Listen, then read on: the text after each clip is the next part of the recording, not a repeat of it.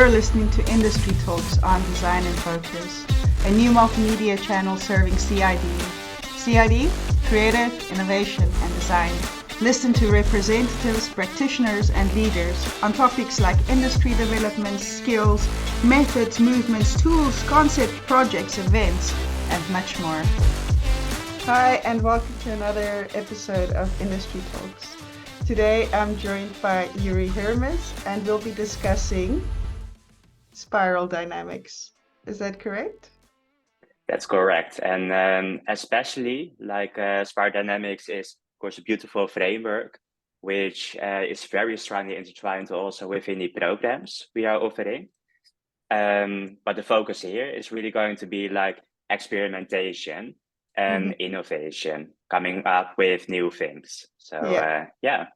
So that's why I did not have any background material, because it's also a learning session for myself. So Youri, can you tell us a little bit about yourself? Definitely, yeah. So first of all, I studied entrepreneurship and retail management. And during my studies, I got a chance, luckily, to come up with all kind of different initiatives.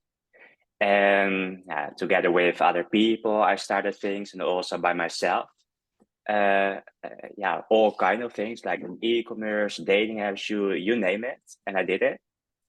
And eventually, I narrowed it down and really focused on business coaching and business consultancy. So that's what I do now for a living, and that's under the name Spiralpreneur. Thank you very much. So I hope to see how we can leverage the power of business across the pillars of CID, so creativity, innovation, and design. So Youri, shoot for it. Sure, sounds good. Of course, we can just talk about spiral dynamics or innovation in general, but I thought okay, of course, it can also be most valuable, of course, to make it practical right away. Especially also because of the time constraint. So let's already bring up a tool which I believe is very valuable, and that's also a tool that comes back always within the trajectories I offer. And that tool, the name of it is the monthly experimentation canvas.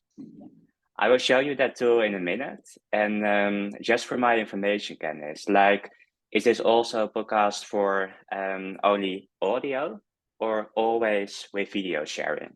It's what you prefer. So we can do all video and audio. It's totally up to the participant. Perfect. In that case, video sharing would be very nice, of course. Then I can share my screen and also show you the tool and the people listening and watching this episode. So let's do that, Candice. This is a canvas, as I told you, the monthly experiment canvas, and it's really an extremely valuable tool if you want to innovate and come up with new things for your organization, for your business. And this tool is usually being used by solopreneurs, can be starters, can be freelancers, anything, because it's a very simple tool to use, understand, and also change, to revise. Yeah. And I also believe, Candice, it will be most valuable if we go through this tool with an example. So the people watching this episode will have a clear idea of how to fill this in for themselves. Shall we just do that then? Sounds good. All right. I think it's very interesting, especially for freelancers, because a lot of creatives and designers are freelancers as well. So go for it. Exactly. The relevance is there. So that having said, let's zoom in on an example of your situation, actually. So no pressure there. I will just ask you some questions. If you won't be able to come up with answers right away, I will ask you some other questions. So and just take your time for that, because this too, and filling this in the right way also takes time. It's not something you just fill in and don't look at anymore. So that having said, like the first thing you want to do before filling in anything in this monthly experiment canvas is asking yourself the question, like, okay, what kind of goal do I have? And of course, you probably have different goals, different intentions, different things which are important for you to aim for. But if you had to give an example, like based on what you want to achieve with marketing or your product or anything else, what would that be for you, Candice?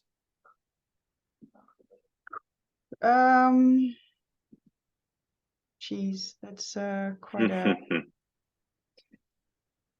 I've got so many aspects of what I'm doing that I'm not quite sure. Can we retry that one more time? Sure. Sorry.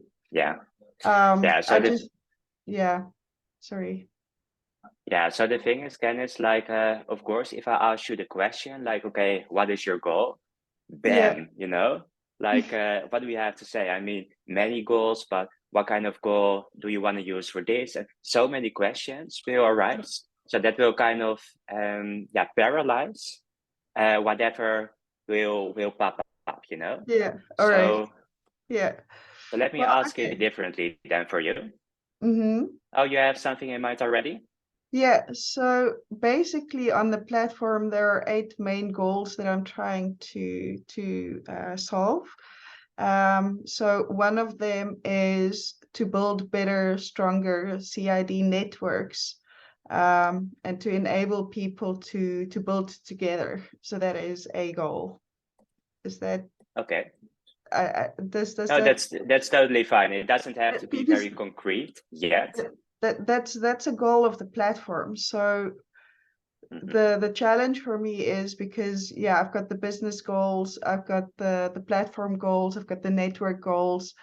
So I need to sort of go into one of the pillars of what I'm doing.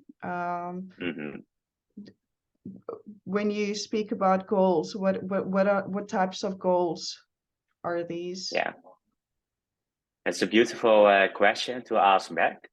Like, I think we can use like all of those goals. So it can be like basically platform or business related goals or network goals, whatsoever.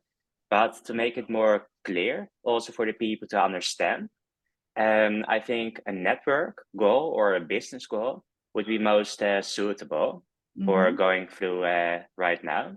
So can you give me an example of that? All right. So let's see. Business goal. There's so many.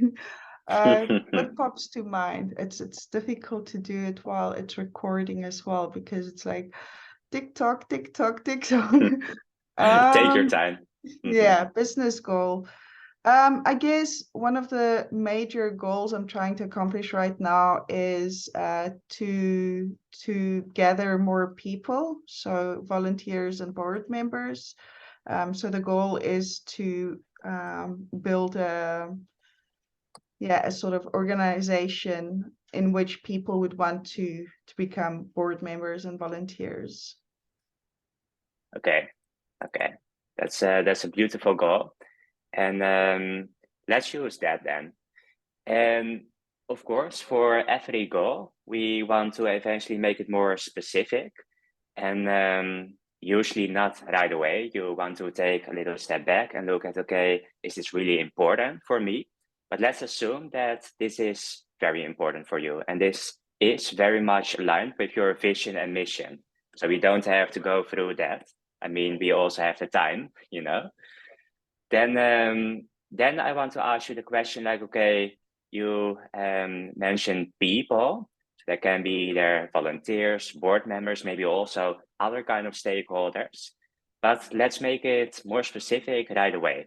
Just for this particular experiment, what kind of group are you aiming at? Like the volunteers or the board members or anything else? Yeah, so my most urgent role that I need to fill is a board member treasurer, so a finance person for the foundation. So I really need to fill this role, even though I don't have a lot of finance connections, and I don't really know which direction to go with that. Okay. Okay, that's actually beautiful to use. So you already mentioned, okay, I'm not too sure, how I'm going to work towards that goal. And of course, that's why we're going to run an experiment for it. It's a monthly experiment. So a very short time, not too short, but also not too long. And that will really help you to give it all, just for a single month. Mhm. And then I want to ask you now, Candice, like, okay, the board member or the finance person we are actually talking about, currently you're doing it yourself, and that gives you a lot of workload. So that has to be solved, that's really a priority here. Mhm. So now there's the question for you. Do you already have some kind of idea for how you can find a board member? Possibly. Some ideas, yes. Yeah, found some tools online and some groups. So basically, I just have to define the role a little bit and actually reach out to some of these people, I think. Okay. Okay. And the reason I'm asking this is because we want to translate the goal we set into an assumption. And the Mhm. assumption, I mean, that's attached to it, of course. The assumption could be, for example, like, okay, I believe that by reaching people through online platforms, people in groups and whatsoever, I eventually will be able to find the finance person I'm looking for, right? Yeah. Yeah. So let's write that down right now. I believe that by searching online in relevant groups for people in finance, I will eventually find the person for my business.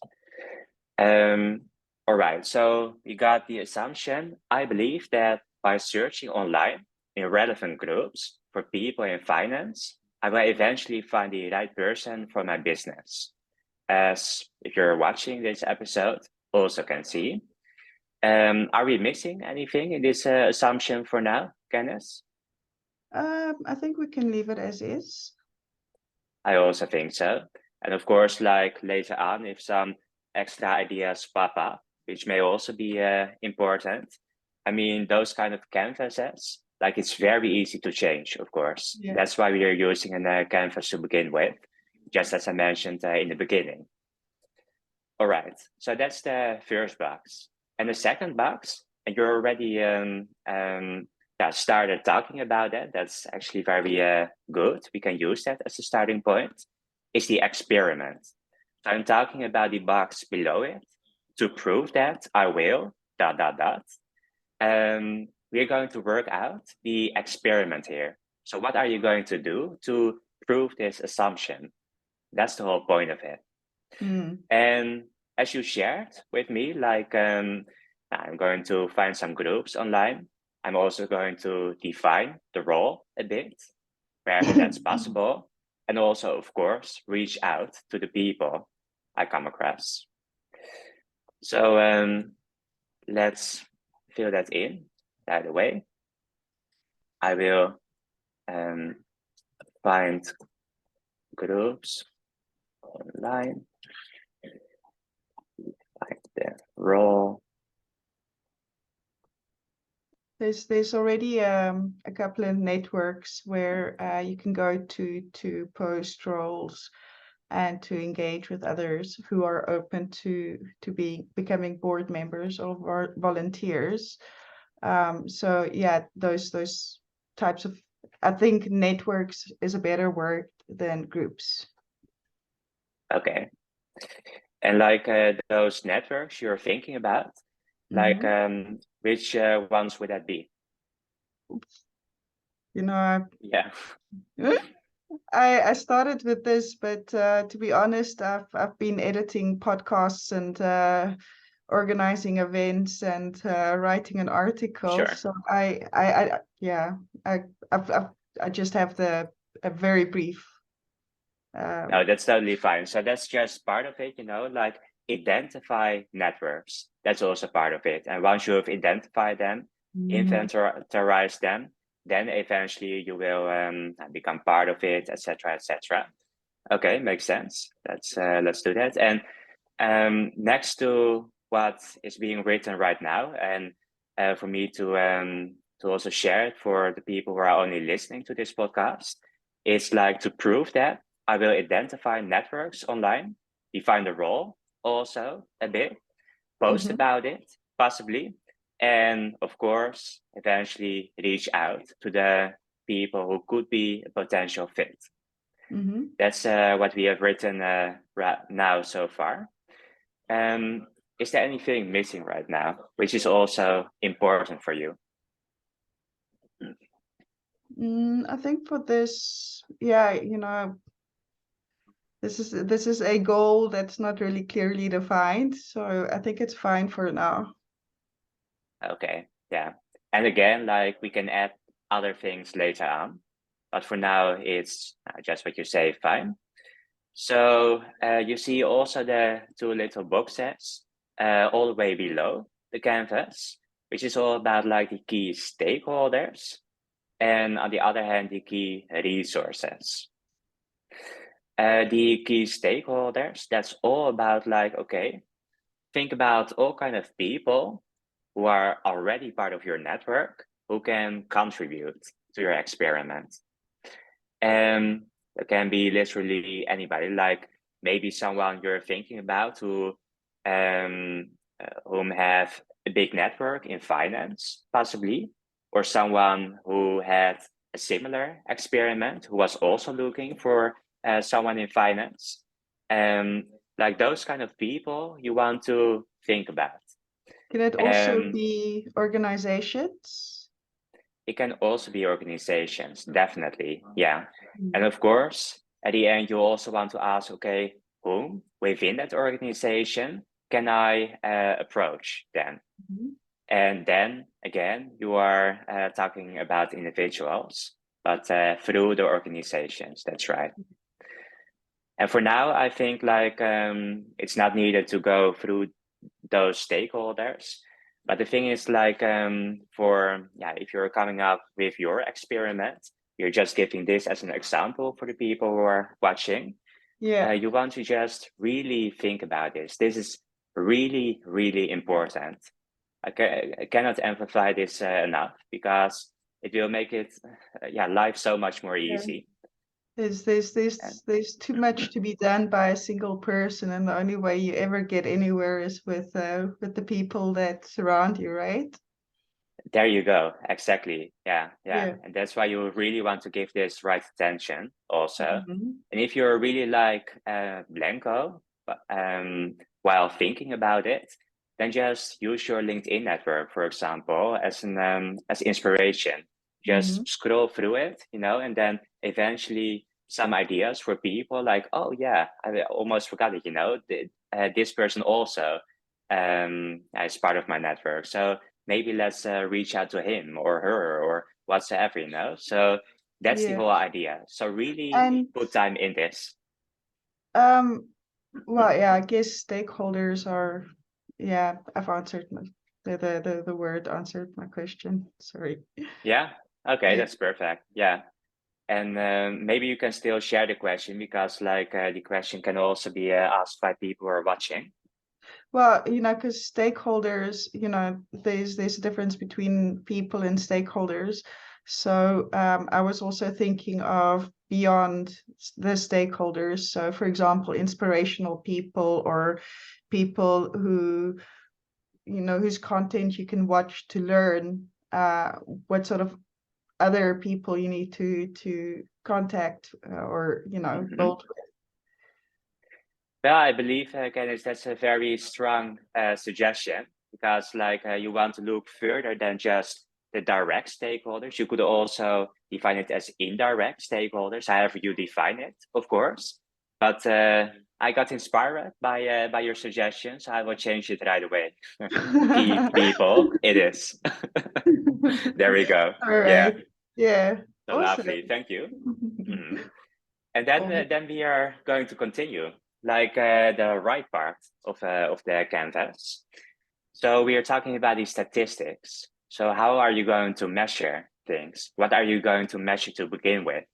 mm, And in your situation, it can, for example, be the outreach to at least 10 people, 10 potential fits, for mhm. example, because that's something you can measure, of course. It can Uh, also, yeah.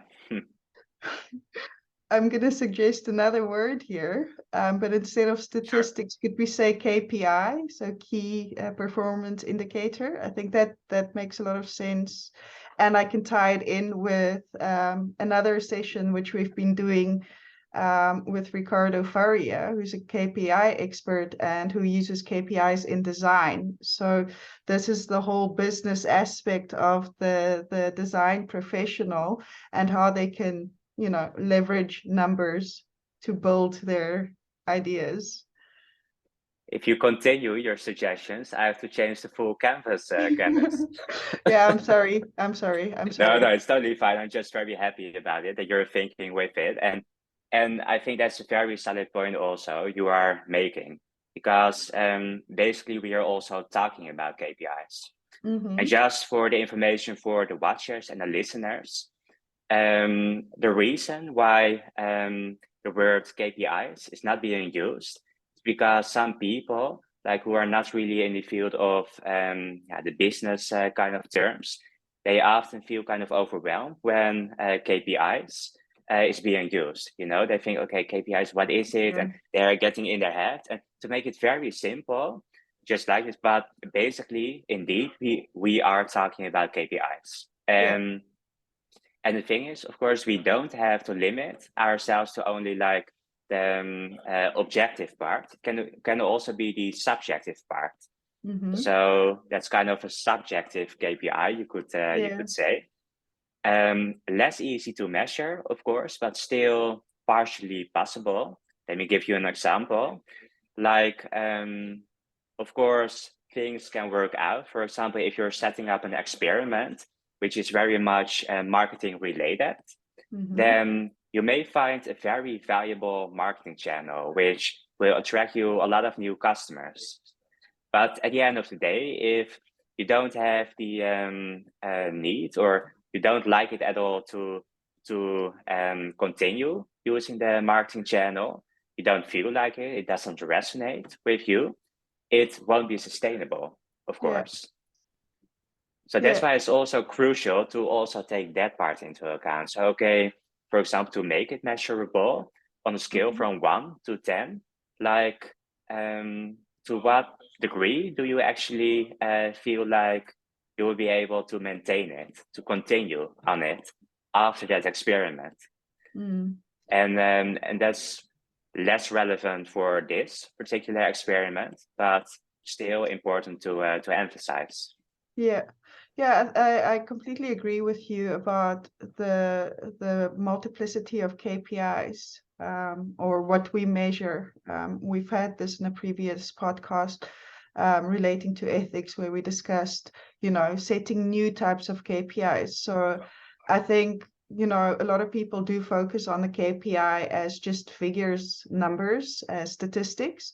But yeah, the me as a person who designs for emotion finds the output, the result of a feeling as a Mhm. key indicator of how something is performing, you know. Yeah, that's beautiful. And how do you like make that measurable, Candice?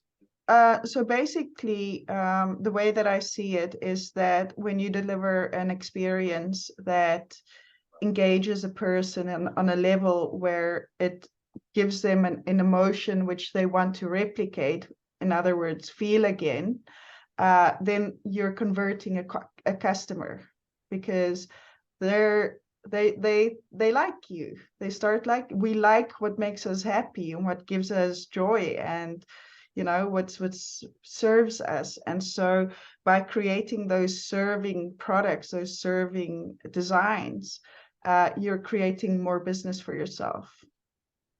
Yeah, that's really So, beautiful and very important also. So thank you for sharing also.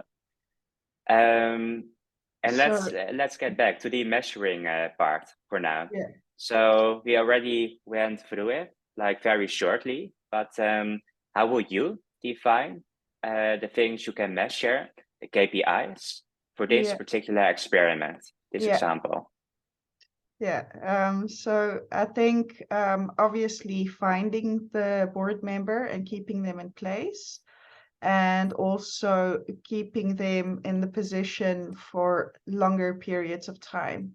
So typically board membership lasts 3 months, but there are organizations at which people remain board members for years and years. And so essentially I would prefer people who stay longer, because they can dive into their roles and really build on that.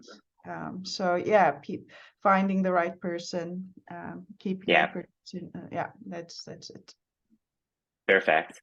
So what we did here is like, if you're watching again this episode, I only filled in the last box here, the confirmation, because Yeah. that's what you shared with me, and that's actually beautiful that you came up with that. That's usually the case when you're thinking about, okay, what do I want to measure, and you are directly going through, okay, the confirmation part, which is very valuable. That's why you're starting this experiment to begin with.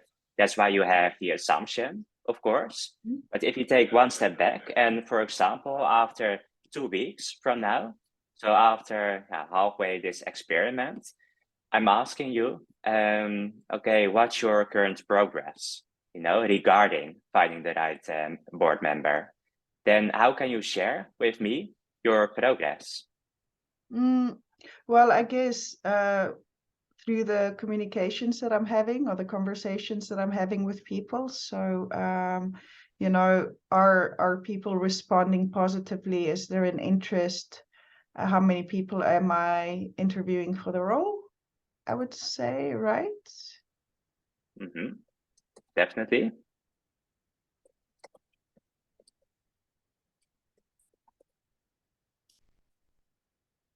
Okay.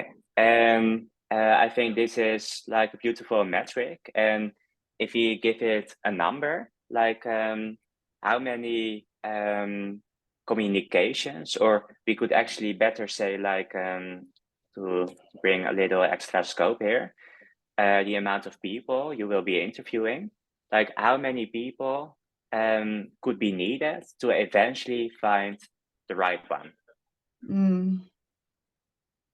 And it's really hard to say, of course, that would always be the case for things to measure. I mean, that's why you're running the experiment, but just your feeling for now. 7. Okay. So 7, there we go. Okay. So lastly, by the way, we didn't cover this part, and it's already part of the main actions, the experiment part, and that's the key resources. So what kind of things? It can be either tools, software, whatsoever platforms you're going to make use of. It can be your time, of course, or people from your network, which already also be covered in the other box. But that's really the part of, okay, what do you need to either develop or what do you either need to utilize if we're talking about key resources. And that's also something you can think about that will make your experiment even more concrete then. And do you include budget in the resources? That's obviously there, right? Like what kind of thing did you say? Budget. So what is the budget? A budget, money. Oh, okay, yeah. So yeah, budget. Sorry, there we go. Yeah, and it's beautiful that you mentioned that part because that's only the last thing of the experiment to eventually complete it, and that's the budget, the deadline, the starting date, and the name of the test. So let me go through that. On top, yes. Yeah, exactly. Yeah, that's on top of it. So good point. And yeah, let's finally go through that, and then it's a wrap, right? Yeah. Yeah. All right. All right. First of all, like the starting date, I think like it is a big priority of yours. That's why you also shared it. This assumption, this goal. So when would you already, would like to start this experiment, to start identifying networks online and do the other stuff which is needed? In 2 weeks. So should I just set a date? It is now that, yeah, let's say the 5th of May. Okay, 5th of May. And then 5th of May, of March or May? March. Oh yeah, yeah. I was thinking about it like 2 weeks or 2 months, you know? Yeah. I get it. And then it's, I mean, very easy. The 5th of March plus a month, because of course it's a monthly experiment, makes it the 5th of April. That's the deadline of the experiment. And the budget, the thing we were just mentioning, like that will be also covered here. And I mean, like, what will cost you money in order to run this experiment? Well, obviously the networks that I mentioned, a lot of them has paid for membership. So I need to invest, I don't know, I think about 80 euros into building the networks or connecting with organizations that serve NGOs and other nonprofits. Obviously the time, but we don't add that. Let's just stick with the 80 for the networks. Sure. Yeah. And like in this situation, that's good. Like there has to be some kind of budget in order to be part of those networks, to become a member of it. But in many cases, also you don't need any budget. Yeah. So that's good to know. But of course, like time is always a thing. But you can just leave that in the key resources area. So sure, there's that. And then lastly, the name of the test. And like the reason I always give experiments, the people I'm guiding, like a name is because the moment you give it a name, it starts to live, you know? You can start referring to it. And then, that's why it's like very important, of course, to do so. So if I ask you, Candice, like, okay, what's going to be the name of your experiment, this particular experiment, what would that be for you? It can also be kind of fun, you know? Find the treasurer. That's beautiful. Like treasurer? The treasure. Yeah. And then D. Oh, look at that. Okay. Yeah. I love the name actually. Yeah. So the only thing to do for now is like wait till the 5th of March and you can fully go all in with this experiment and also measure the progress during the experiment. You can also change here and there some things along the way, of course, because you will come up with new ideas, observations, and so on. You don't want to change too much, of course, because then you throw away your existing experiment and you start actually a new one, and that's not the point. That's why, but we're not going to cover that right now. We also, as you can see below here, got the monthly Insight Canvas. And the monthly Insight Canvas is all about, okay, utilizing the insights you got. So, okay, first of all, you start with the assumption, what did you think? And then what did you observe? You share all those observations, at least the most important ones. And based on those observations, what kind of insights did it give you? And then, last but not least, of course, connect some kind of follow-up actions to the insights you got. So you really can take action upon it.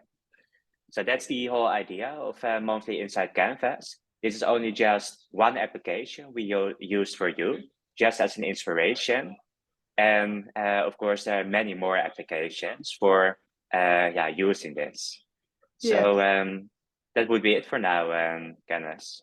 Yeah, and I think this is pretty cool. You could put it on a piece of paper or use Post-its as well. I work a lot with Post-its, and then I just put sheets of paper together. So I can see this, you know, there really is a lot of ways that you can really use this, right? Definitely, yeah. And the way we are using it right now is like in Miro, like the collaborative digital or virtual environment. But again, like as you're saying, you can also use old school Post-its or anything else, what works best for you. Definitely.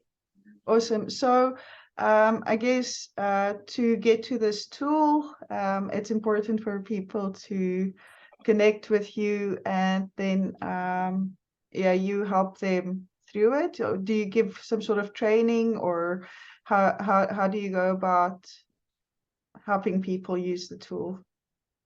Yeah, so we do have trainings like either 6 month or 12-month program. And as I zoom out, like at least for the people who are watching, they see all kind of different canvases over here. And of course, this is not the goal. Those things are just tools, you know, to get to your goals more easily, more effortlessly. And in an we could say integral way, because we will cover everything, all facets. We take everything into account which is relevant for your growth, including, as we just mentioned, the subjective part. So what are your beliefs, values, etc. And so this is really like something like an environment we will be working in a lot. And I can also imagine that by looking at this, it can be quite overwhelming. You know, you see all those different canvases, and you think like, oh, you know, the monthly experiment canvas alone is already a lot. Like, let alone all those other canvases. But you don't have to think about that, because that's just part of the program. You just go through that very naturally, and it's also designed for those CID specialists. So, and they usually already have a busy schedule, but the whole point of it is to become less busy eventually. And those trajectories will contribute to that. And the way, Candice, like finally, for if you want to learn more about this, you can best go to the website spiralpreneur.com. So spelled as spiral instead of entrepreneur, you've got the spiralpreneur.com. And there you will find more information about the trajectories. And you can also get in contact with me for a free intake. Sounds awesome. Thank you very much. So if you are a freelancer or you own a studio, or I mean, you're a CID professional concerned about the business aspect of your creations, Have a look at Spiral Dynamics and Spiral Tripreneur. And that was Youri Hermes. And yeah, thank you very much, Youri. It was very insightful and interesting, and a pleasure having you on the show. Yeah, thank you also very much for your questions, for hosting it, and of course bringing in an example of yourself. I think that's very useful also for the people who are watching this show. So thanks a lot, and that would be it then. Thank you. Bye. Bye.